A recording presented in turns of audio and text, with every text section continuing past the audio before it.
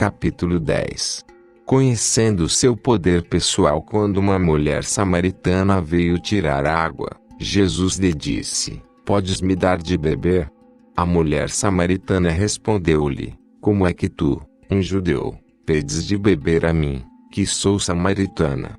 Em resposta, Jesus lhe disse: "Quem bebe dessa água tornará a ter sede, mas quem beber da água que lhe darei nunca mais terá sede." A mulher pediu: "Senhor, dá-me dessa água para que eu não sinta mais sede." Jesus lhe disse: "Vai chamar teu marido e volta aqui." A mulher respondeu: "Eu não tenho marido." Jesus disse: "Estás certa quando dizes que não tens marido. De fato, tiveste 5 e aquele que agora tens não é teu marido." "Senhor", disse a mulher, "vejo que és um profeta. Eu sei que o Messias está para vir. Quando chegar, ele nos explicará todas as coisas." Jesus então declarou: "Sou eu que falo contigo." Nisso chegaram os discípulos e se admiravam de que estivesse falando com uma mulher. Mas ninguém perguntou: "Que falas com ela?" Deixando então o cântaro, a mulher voltou à cidade e disse a todos: "Vinde ver um homem que me disse tudo o que fiz. Não será ele o Cristo?" João 4:7-30. O poder que exercemos sobre os outros pode ser inebriante, mas o seu efeito é temporário. Jesus teve na vida a experiência sempre satisfatória de alcançar o poder com os outros. Para ele, não existia poder isolado. Este fato era frustrante para os seus seguidores, porque muitos esperavam que Jesus se estabelecesse como um líder político e os indicasse para cargos influentes no seu novo reino. Jesus sabia que a pessoa verdadeiramente poderosa está mais interessada nas pessoas do que na política. Para ele, o verdadeiro teste do poder pessoal não reside em controlar os outros, mas em dar-lhes poder. Apesar de ter sido um dos maiores líderes espirituais da história, Jesus passou muito pouco tempo em lugares religiosos, pois quase sempre ficava onde as pessoas viviam. Ele estava interessado nas pessoas e exerceu grande influência na vida daqueles que conheceu. Jesus sabia que a empatia era o segredo do verdadeiro poder pessoal. Empatia é uma atitude de interesse e acolhida. É ela que possibilita o verdadeiro entendimento. Quando existe uma verdadeira empatia, o resultado pode ser transformador. A definição do poder pessoal: dai a César o que é de César e a Deus o que é de Deus. Mateus 22:21. Justin é um homem poderoso. Ele é funcionário público de alto nível, possui vários cursos de pós-graduação e é conhecido em todo o país devido à sua carreira política. Justin custeou seus estudos na faculdade e conquistou a posição que ocupa hoje com seu próprio esforço. Ele tem orgulho das suas realizações porque não espera que os outros lhe ofereçam oportunidades, preferindo ele mesmo criá-las. Por temer que sua carreira pudesse ser prejudicada, Justin tomou medidas para que ninguém soubesse que ele estava fazendo terapia. No mundo dos tubarões da política no qual ele vivia, ter sessões com um psicólogo poderia ser interpretado como uma fraqueza pela qual ele poderia ser comido vivo. Minha primeira tarefa foi mostrar a Justin que o consultório do psicólogo não é um lugar onde se consertam as pessoas. Ele não precisava de mim para lhe dar conselhos e corrigir seus problemas. Ele necessitava de mim para ajudá-lo a se compreender melhor, para que então ele pudesse dar melhores conselhos para si mesmo e fazer escolhas mais saudáveis. Para Justin, o poder era usado para chegar ao topo. Justin considerava o poder um bem escasso, ou seja, quanto mais ele tivesse, menos os outros teriam. Estava constantemente tentando manter o poder nos seus relacionamentos, imaginando que se abrisse mão dele acabaria na posição mais fraca. Esta ideia dava origem a uma contínua luta de poder nos relacionamentos pessoais de Justin. Durante o processo terapêutico, Justin e eu vivemos uma experiência diferente de poder. Embora no início ele se sentisse ameaçado pelo que supunha ser meu poder como terapeuta, esta sensação já não é mais tão intensa. Ele está começando a compreender que posso ser poderoso na vida dele de uma maneira que lhe confira poder, e isso é bom para ele. O trabalho realizado em comum é que promove essa compreensão. Justin inicialmente imaginou que eu tinha poder sobre ele porque tenho o grau de doutor e ele está me pagando. Agora ele percebe que é o nosso relacionamento que lhe dá o poder de compreender melhor a si mesmo. O fato de eu conhecê-lo ajuda a se conhecer melhor. Está começando a entender o poder da maneira que Jesus queria que o compreendêssemos. Existem muitos tipos de poder: físico, político, financeiro, intelectual, espiritual, pessoal. A lista é bem longa. Embora algumas pessoas persigam o poder em todas as suas formas, Jesus só estava interessado no poder verdadeiro, aquele que perdura. Alguns pensam no poder pessoal como uma força que emana de alguém e possibilita que essa pessoa alcance a sua excelência individual. Para Jesus, o poder pessoal era uma ligação amorosa com os outros que resultava em algo muito maior do que excelência individual. O poder pessoal é uma união espiritual entre seres humanos que faz com que cada pessoa seja mais do que ela poderia ser isoladamente. O poder pessoal não nasce dentro das pessoas, ele é uma força criada entre elas. Jesus sabia que o César estava interessado em um tipo de poder que desapareceria quando ele morresse, e é por isso que disse: "Dai a César o que é da César." Jesus estava interessado no poder que transcende a morte. Para ele, o poder pessoal era o poder alcançado com outras pessoas e não sobre os outros. Ele achava que era um erro tentar obter poder individualmente. O tipo de poder que ele queria para nós só podia ser sentido se fosse partilhado. Princípio espiritual: o poder pessoal é o poder com outras pessoas e não sobre elas. O poder de ser conhecido pessoalmente. Eu vos conheço. João 5:42. Olivia veio fazer terapia para trabalhar a autoestima. Ela queria ter mais confiança em si mesma e vencer a timidez. Ler alguns livros sobre autoestima e tentar praticar as sugestões incluídas neles, mas sua maneira de pensar e de sentir não mudara muito. No final da nossa primeira sessão, Olivia pediu-me que lhe passasse uma tarefa para fazer em casa. Gostaria de trabalhar um pouco a minha autoestima todos os dias, disse ela. Qualquer coisa que você me der para fazer vai me ajudar a lidar mais rápido com esse problema. Acho que você já leu muito coisas sobre autoestima, retruquei. Talvez o que você precise aprender mais neste momento seja conhecer a si mesma. E acho que nós dois precisamos estar juntos para fazer isso acontecer. Pude perceber que o processo que levaria Olivia a compreender mais profundamente a si mesma se daria à medida que ela se sentisse conhecida. No decorrer dos meses seguintes foi exatamente isso que aconteceu. Na terapia, descobri que Olivia sentia-se mal a respeito de quem era. Por isso, raramente se abria com as pessoas e mantinha em segredo os sentimentos negativos, com medo de que os outros pudessem sentir o mesmo por ela. Infelizmente, os segredos ocultos raramente se modificam com a leituras ou conselhos. Ela precisava expor seus segredos para outra pessoa para poder sentir-se pessoalmente conhecida e acolhida. Este era o ponto de partida para a transformação da sua autoestima. O fato de ela fingir ser uma pessoa diferente do que era não contribuía em nada para sua autoimagem. Ela precisava se sentir aceitável tal como era e a partir daí crescer e se aprimorar. A terapia de Olivia tem ajudado muito. Em vez de querer que eu lhe forneça informações, ela passou a desejar ser conhecida por mim. Eu não a vejo mais como uma moça tímida. E outras pessoas também estão notando uma diferença. Acredito que Olivia esteja se tornando pessoalmente mais poderosa porque descobriu que é conhecida e compreendida, e isso não faz com que ela se sinta tão mal. Com efeito, perder o medo da verdade fez Olivia sentir-se muito melhor.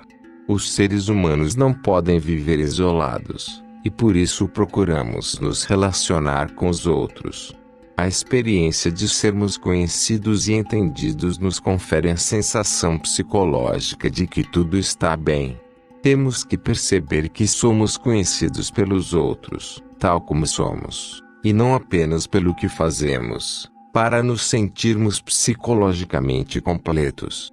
Esse tipo de conhecimento é compartilhado entre as pessoas, pois são necessárias duas pessoas para criar o conhecimento pessoal. Quando ele se fundamenta na verdade, ambas as pessoas são transformadas e crescem. Jesus acreditava que fomos criados com o propósito de conhecer Deus e sermos conhecidos por Ele. Um ponto central do seu ensinamento era comunicar o poder transformador de conhecer Deus, que não é um conhecimento intelectual e isolado, mas uma experiência que só se dá no relacionamento. Princípio espiritual: o conhecimento pessoal é criado entre as pessoas e não dentro delas. O poder da empatia. Vim de ver um homem que me disse tudo o que já fiz. João 4:29. Jó foi forçado a fazer terapia devido à sua dificuldade em se relacionar com as pessoas. Estava prestes a perder o emprego e a sua mulher ameaçava pedir o divórcio. Ele não gostava de psicólogos e achava que a terapia era um desperdício de dinheiro. Mas como queria mostrar à mulher que estava tentando fazer alguma coisa para manter o casamento, veio me procurar. Descobri logo que Jó era o tipo de pessoa de quem acho difícil gostar. Ele achava que tinha o direito de ser rude com os outros. Frequentemente agia de modo ameaçador e acreditava em vencer através da intimidação. Várias vezes em nossas sessões ele me provocava, como se estivesse procurando um motivo para discutir. Era brigão e orgulhava-se disso. Apesar da dificuldade em relacionar-me com John, vinha compreendê-lo com o tempo. Ele havia sofrido várias humilhações dolorosas na vida e sentia muita raiva por causa disso. Embora não se abrisse completamente comigo a respeito de seus traumas, cheguei a entendê-lo o suficiente para ajudá-lo a perceber a ligação entre sua raiva e os acontecimentos passados que ainda despertavam nele um desejo de vingança. Ele fora ferido, e alguém tinha que pagar por isso. Eu gostaria de poder dizer que me tornei uma figura semelhante a Cristo para Johnny na nossa terapia e que foi isso que o curou da raiva. Mas em muitos aspectos fiquei bem aquém do que Jesus teria feito. No entanto, fiz uma coisa que o beneficiou. Eu acolhi e compreendi o suficiente para ajudá-lo a conhecer-se um pouco melhor, ajudando a mudar. John terminou a terapia entendendo por que fica com tanta raiva e sendo mais capaz de lidar com isso e expressar seus sentimentos.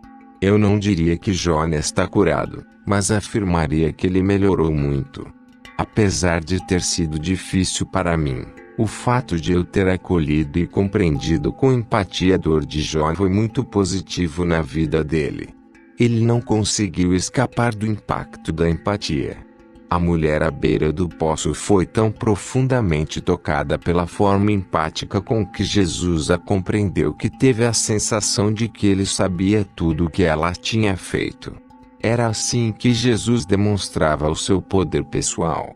Ele mostrava seu poder milagroso e espiritual em outras ocasiões, mas gostava especialmente de comunicar o poder pessoal por meio da sua empatia pelos outros, fazendo com que suas vidas se modificassem para sempre. Empatia é sinônimo de compreensão, e ninguém na história demonstrou ser mais capaz de evidenciá-la do que Jesus. Princípio espiritual: a maior expressão de empatia é sermos compreensivos com alguém de quem não gostamos. O poder da solidariedade. Deus amava tanto o mundo. João 13:16. Supervisiono vários alunos de terapia no centro de aconselhamento onde trabalho. Gosto muito de trabalhar com terapeutas iniciantes porque eles trazem um grande entusiasmo para o exercício da terapia. É claro que eles não têm muita experiência quando começam a praticar, mas descobri que compensam a falta de prática com a compaixão que sentem pelos pacientes. Comini foi escolhida para ser a primeira paciente de Marie, uma das alunas que estão sob a minha supervisão.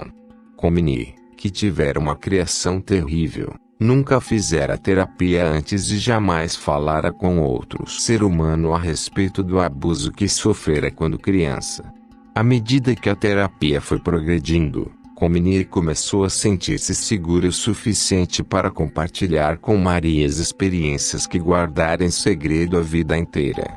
Foi doloroso até mesmo para Maria ouvir o relato do abuso e da degradação humilhantes que Comini sofrera, mas ambas sabiam que o fato de Comini recontar a sua história era uma parte essencial da sua cura.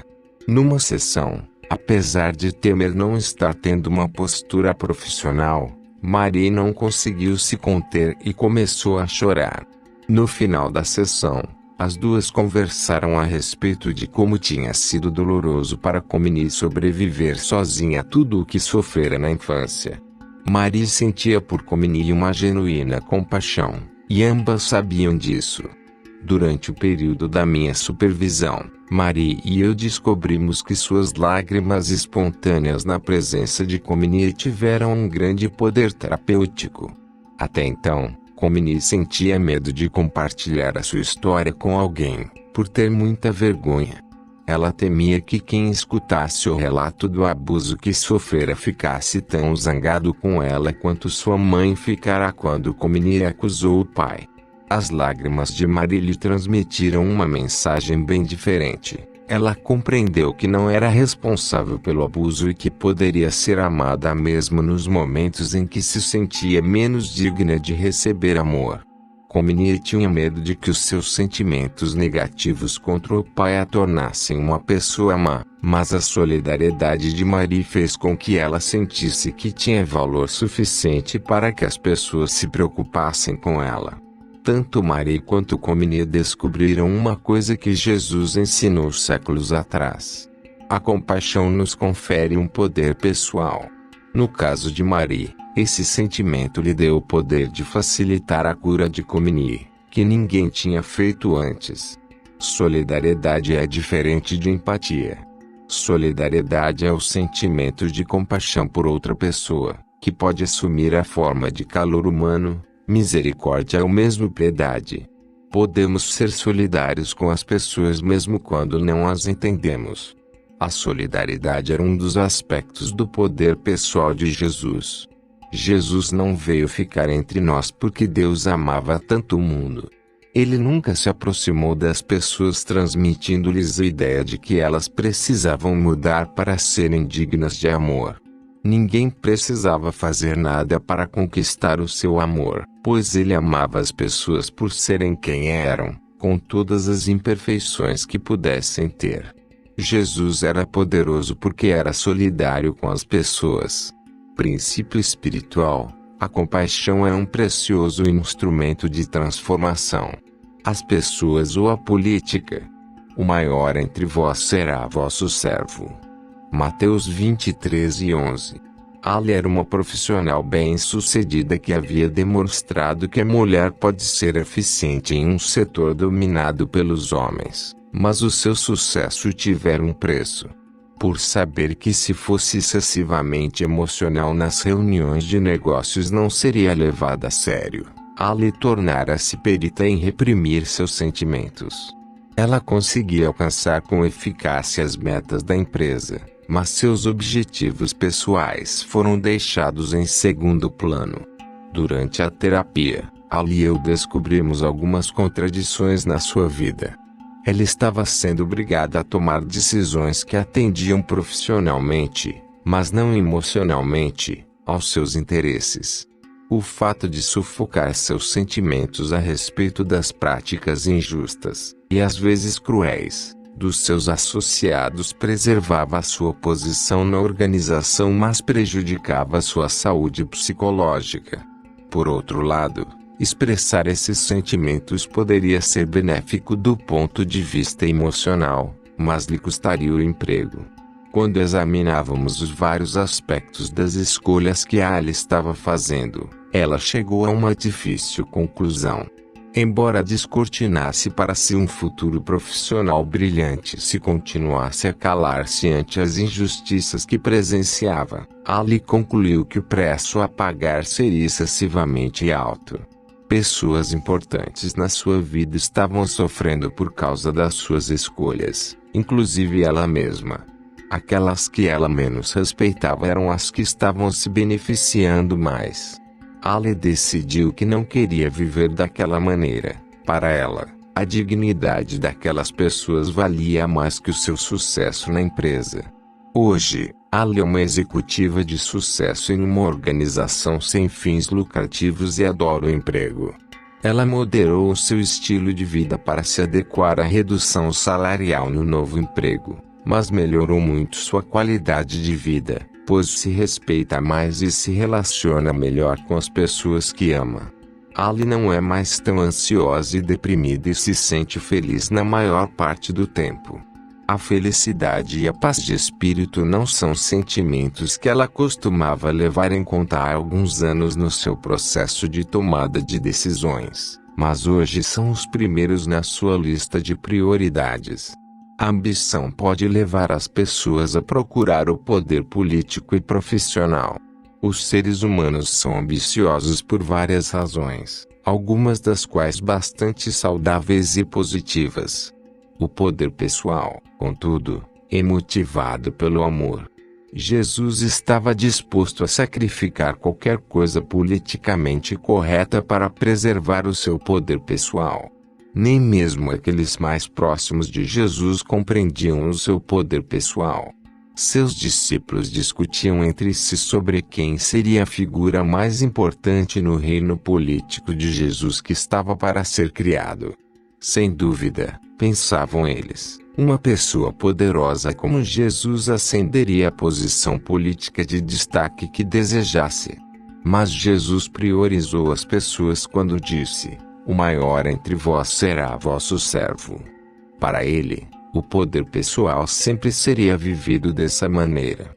Princípio espiritual: ser politicamente correto muitas vezes encerra um alto preço pessoal.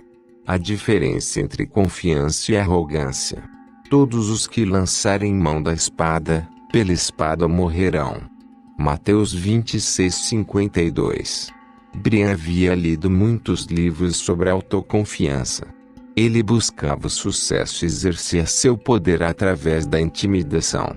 Para ele, autoconfiança era a força interior que lhe permitia atingir a supremacia pessoal sem sentir-se mal a respeito de si mesmo nesse processo. O conceito de autoconfiança de Brian o fazia trabalhar arduamente na sua carreira sem nenhum sinal de insegurança. Mas a sua vida pessoal estava se deteriorando. Os amigos se afastavam e eram substituídos por seus sócios nos negócios e por pessoas com interesses semelhantes aos dele. Seus colegas o temiam, e os seus relacionamentos com as mulheres estavam cada vez mais difíceis. Embora Brian afirmasse estar gostando de si mesmo mais do que nunca, todo mundo parecia estar gostando menos dele. Pouco a pouco, no decorrer da terapia, Brian percebeu que suas ideias a respeito da autoconfiança eram uma tentativa de encobrir suas carências. Ele queria sempre mais coisas porque sem elas sentia-se mal. Estava tentando dissimular maus sentimentos em vez de perseguir os bons. Brian agora está começando a redefinir a autoconfiança na sua vida, fazendo com que ela se baseie mais na satisfação interior do que no sucesso. Hoje ele se preocupa em usufruir mais daquilo que está ao seu alcance do que em buscar continuamente novas coisas. Brian está começando a compreender que a sua busca da supremacia pessoal não estava aumentando a sua autoconfiança e sim tornando-o arrogante. Concentrar-se em ser melhor do que os outros nunca o fez sentir-se bem a respeito de si mesmo. Para que isso acontecesse, ele tinha que forçar uma situação. A paz interior não surgia naturalmente ou com facilidade. Brian está começando a entender o que Jesus quis dizer quando falou: todos os que lançarem mão da espada, pela espada morrerão. Seu modo de encarar o mundo como um campo de batalha psicológico onde somente os fortes sobrevivem o estava obrigando a fundamentar a sua opinião sobre si mesmo no que ele fazia e não em quem ele era. Isso nos obriga a depender sempre do último desempenho e nos deixa em estado de ansiedade ante o próximo desafio. Em vez de reforçar a autoconfiança de Brian, as vitórias nessa guerra estavam aumentando a sua arrogância, o que afastava as pessoas. Quando Brian passou a basear sua autoconfiança no fato de ser uma pessoa mais autêntica, começou a atrair as pessoas. Brian ainda é um homem de negócios extremamente bem-sucedido e está a caminho do topo da sua profissão, mas não quer estar sozinho quando chegar lá. As pessoas sabiam imediatamente que Jesus possuía poder pessoal e muita autoconfiança. Ele se sentia suficientemente seguro e à vontade para fascinar multidões ou acolher uma criança. Possui a capacidade única de transmitir confiança sem ser confundido com um homem arrogante com necessidade de exercer controle. É fácil testar se estamos ou não na presença de uma pessoa autoconfiante. Diante de alguém que possui uma verdadeira autoestima, nós nos sentimos mais à vontade e poderosos. Na presença de uma pessoa que tem uma falsa autoestima e está tentando compensar este fato com a arrogância, ficamos diminuídos e intimidados.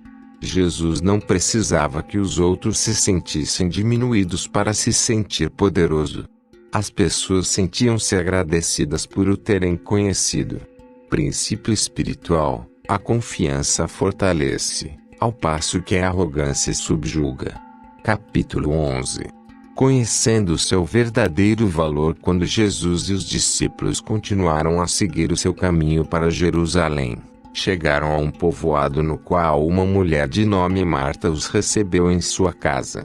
A irmã dela, Maria, estava sentada aos pés do Senhor e escutava suas palavras.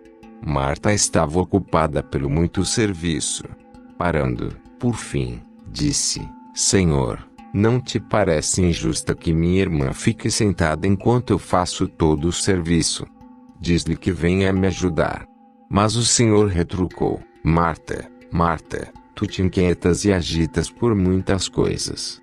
No entanto, apenas uma coisa merece a nossa preocupação. Maria com efeito escolheu a melhor parte que não lhe será tirada. Lucas 10:38-42. Embora Marta achasse que sua irmã estava sendo egocêntrica ao deixar de ajudá-la, Maria, ao contrário, estava crescendo espiritualmente ao concentrar-se no relacionamento com Jesus. Ele nos ensina que só podemos encontrar o nosso centro espiritual interior ao reconhecê-lo como a dimensão do divino em nós. As pessoas que entram em contato com sua dimensão divina são pessoas retas e íntegras. A retidão espiritual envolve confiar em alguém maior do que nós, o que é diferente de confiarmos apenas em nós. Marta confiava apenas em si e em seu trabalho. Maria procurava retidão espiritual confiando e entregando-se a Deus. Muitas pessoas, como Marta, procuram ser virtuosas aos seus próprios olhos, desenvolvendo comportamentos que consideram adequados. Jesus sabia que os comportamentos verdadeiramente retos e íntegros são consequência do relacionamento com Deus. O termo retidão pode aplicar-se tanto ao nosso relacionamento com os outros quanto com Deus. Para ter um relacionamento reto com os outros, precisamos aceitar que termos necessidade deles é sinal de força e não de fraqueza. É somente através do nosso relacionamento com Deus e com os outros que podemos alcançar o nosso mais elevado potencial. Quando tentamos fazer as coisas completamente sozinhos, acabamos como Marta, nos esforçando para parecermos virtuosos aos nossos próprios olhos, mas sempre insatisfeitos. Somos todos pecadores. Aquele de vós que estiver sem pecado atire a primeira pedra. João 8:7. Dalton e Miranda pareciam um ótimo casal. Eram pessoas atraentes e divertidas. Tinham uma casa grande, filhos bonitos e muitos amigos. Aparentemente tudo parecia andar às mil maravilhas para eles. Mas as aparências podem enganar. Miranda sabia que Dalton era um homem maravilhoso, mas ela se sentia insatisfeita no casamento. Dalton era divertido, mas adorava contar as próprias histórias e tinha dificuldade em ouvir as dela. Ela o achava bonito e atraente, mas sempre muito apressado ao fazer sexo. Miranda queria algo mais. Ela desejava ter uma comunhão maior com o marido, de coração para coração, e sentir que era profundamente compreendida. Miranda queria mais intimidade e não acreditava que Dalton fosse capaz. As coisas aconteceram aos poucos. Miranda começou a ter regularmente conversas intensas e pessoais com um dos vizinhos. Sheldon era amigo do casal, e Miranda constatou que gostava muito de conversar com ele. Tínhamos uma enorme afinidade um com o outro, ela explicou mais tarde. Era como se eu tivesse conhecido Sheldon a vida inteira. Conversar com ele não requeria esforço. Nada parecia mais natural. Em um determinado momento, Miranda compreendeu que estava tendo um caso emocional. Ela não tinha qualquer relação física com Sheldon, mas certamente estava oferecendo a ele as partes mais íntimas do seu emocional. Dalton e Miranda fizeram a sábia escolha de procurar o aconselhamento conjugal para lidar com a situação em que se encontravam. Ela contara ao marido a natureza do seu relacionamento com Sheldon e tinha concordado em rompê-lo a fim de descobrir se o casamento deles poderia ser salvo. Dalton estava profundamente magoado e zangado, porque não tinha feito de fato nada de errado. Quando não somos abandonados por causa do que fizemos, provavelmente é em virtude de quem somos, o que é uma coisa muito dura de suportar. Dalton reagiu, um pouco talvez por espírito de competição, mas principalmente porque amava sinceramente sua mulher. Lutou por ela e pela família, mas não de forma defensiva e destrutiva. Foi preciso um grande esforço para dizer a Miranda o quanto estava humilhado, mas não descansou enquanto não teve certeza de que ela compreendia a profundidade de sua dor e de sua raiva. Tomou conhecimento de como ela se sentia solitária no casamento e esforçou-se para entender a sua parte no processo. Muitas vezes Dalton sentiu muita raiva de Miranda, mas se conteve. Ele sabia que não era perfeito e não ia melhorar as coisas agindo precipitadamente. Mas em algum ponto do processo do aconselhamento conjugal, Dalton descobriu que era capaz de ficar zangado e ao mesmo tempo ser amoroso. Aprendeu que o oposto do amor não era a raiva, mas a indiferença, e que ele tinha sido omisso no seu relacionamento com Miranda. Miranda também aprendeu alguns fatos a respeito de si mesma. Descobriu que tomar posse de coisas que não lhe pertenciam, Sheldon também era casado, era uma solução egoísta para os seus problemas. Constatou que não tinha sido uma pessoa tão aberta quanto imaginara ser e que tinha julgado Dalton injustamente ao considerá-lo psicologicamente inferior a ela. Mas o mais importante é que Miranda compreendeu que podia ser amada em um momento da vida em que menos merecia. Quando entendeu o quanto Dalton tinha sido ferido com o seu envolvimento, ficou impressionada ao descobrir como ele ainda amava. Miranda e Dalton representam uma história de sucesso no aconselhamento conjugal. Eles começaram como pessoas imperfeitas que haviam contribuído para a ferida no casamento. Ao reconhecer este fato, estavam admitindo que ambos eram pecadores na terminologia de Jesus. Reconhecer que haviam errado foi o ponto inicial para corrigir as coisas. Hoje o casamento deles é um processo em andamento. A comunicação entre os dois está mais intensa, os sentimentos de amor são mais fortes e ambos diriam que o casamento está melhor que nunca. A união deles não é perfeita, mas tem a retidão que Jesus achava que os relacionamentos devem ter. Em determinada ocasião, uma mulher apanhada em flagrante de adultério foi levada à presença de Jesus para que certos líderes religiosos pudessem testar o seu respeito pela lei judaica que exigia que a mulher fosse apedrejada até morrer. Mas Jesus via a retidão de outra maneira. Ele pediu a cada pessoa na multidão que examinasse o próprio coração, dizendo: aquele de vós que estiver sem pecado atire a primeira pedra. Ninguém teve coragem de atirar. Ao fazer isso, Jesus estava deixando clara a sua definição de retidão e integridade. As pessoas retas seguiam leis religiosas em decorrência do relacionamento que já tinham com Deus e não para se tornarem retas. Muitas vezes usamos leis e regras para provarmos que estamos certos. No entanto, o primeiro passo em direção à retidão é reconhecer que somos todos pecadores, capazes de incorrer em erros no nosso relacionamento com os outros. Jesus quer que essa capacidade de errar vá sendo superada. No final, ele disse à mulher que deixasse a vida de pecado. Ele sabia que gestos e atitudes de amor ajudam as pessoas a serem melhores. Se os nossos relacionamentos forem amorosos, será mais fácil agir com retidão. Relacionamentos comprometidos dão espaço para atos moralmente incorretos. Como psicólogo, concordo plenamente com isso.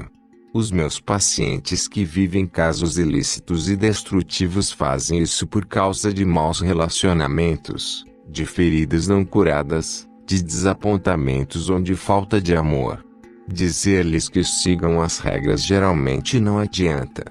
O que funciona é amá-los. Princípio espiritual: nós nos tornamos retos quando nos sentimos amados, mesmo quando estamos errados. Você não é Deus. Ao Senhor teu Deus adorarás e somente a Ele servirás. Lucas 4:8. Chloe é uma alma torturada. Ela se mortifica por qualquer coisa. Constantemente sente-se culpada e reduziu o contato humano na sua vida a uns poucos amigos que raramente vê. Chloe quase não sai de casa porque tem medo de que possa acontecer alguma coisa que arruine o seu dia, de modo que prefere não deixar a segurança do seu apartamento. Chloe morre de medo de micróbios e passa uma enorme parte do dia ocupada em livrar-se deles. Ela precisa certificar-se de que suas mãos estão limpas, lavando-as repetidas vezes. Não convida ninguém para ir ao seu apartamento porque, se alguém tocar em algum objeto seu, deixará micróbios nele e ela será forçada a limpá-lo repetidas vezes. Chloe sofre de um distúrbio obsessivo-compulsivo. Ela não percebe, mas os micróbios não são o seu verdadeiro inimigo. Ela teve boas razões para sentir medo muitas vezes, mas isso começou muito antes de ela pensar em micróbios. Chloe foi criada como filha única em uma casa onde seus pais brigavam constantemente. Ela consegue lembrar-se que chorou muitas noites até conseguir dormir, com um medo terrível de que alguém se machucasse e seus pais acabassem se divorciando. Chloe temia que o seu mundo fosse desmoronar e não tinha a menor ideia do que faria se isso acontecesse. Por favor, Deus, ela rezava todas as noites. Prometo ser uma boa menina pelo resto da vida se você fizer com que eles parem de brigar. Mas os pais de Chloe continuavam a brigar, de modo que com o tempo a menina voltou-se para um mundo secreto de fantasia para lidar com seu medo. Ela imaginava que, se fizesse o percurso da escola até em casa sem pisar em nenhuma rachadura na calçada, seus pais não discutiriam naquela noite. Às vezes, quando os ouvia brigando, ela imaginava que, se pensasse com suficiente intensidade em uma palavra específica, ela os faria parar. Como os pais de Chloe não a faziam sentir-se segura, ela tinha que procurar segurança sozinha. Se não havia ninguém maior e mais forte que ela em quem pudesse confiar, ela tinha então que confiar no pensamento mágico da sua mente. Infelizmente, a fantasia de Chloe de que sua mente possuía poderes mágicos expandiu-se além da tentativa de fazer os pais pararem de brigar. Quando atingiu a idade adulta, a fantasia havia se difundido para várias áreas da sua vida na tentativa de criar uma sensação de segurança em um mundo cheio de ameaças. Hoje em dia, a sua principal preocupação são os micróbios. Agora ela imagina que se seguir os ditames da sua mente ficará a salvo dos perigos que os micróbios oferecem. Como não podia confiar nos pais, e nem mesmo em Deus para protegê-la do mal, ela foi obrigada a depositar a sua confiança no poder da própria mente. Jesus ensinou que as pessoas, no seu desejo de segurança e proteção, precisam ter consciência do amor de Deus. Idolatrar qualquer outra coisa simplesmente não funciona. Precisamos sentir-nos protegidos, mas não podemos obter esses sentimentos sem que alguém maior do que nós esteja presente quando precisarmos. Sob o aspecto psicológico, só podemos desenvolver a capacidade de nos acalmar se tivermos tido em nossa vida alguém em quem podíamos confiar e admirar durante a nossa fase de desenvolvimento. Jesus queria que as pessoas depositassem a sua confiança em Deus, porque é exatamente disso que elas precisam para conseguir a paz interior. Quem é mais capaz de nos fazer sentir seguros do que o Criador do Universo? Chloe tentou venerar o poder da própria mente, e isso só a levou em direção à angústia e ao medo. Jesus. Obrigado. Você acaba de terminar de ouvir um dos melhores livros sobre psicologia. Se você tiver uma sugestão de livro, nos envie aqui nos comentários. Novamente obrigado. Se gostou, deixa um like e se inscreve em nosso canal.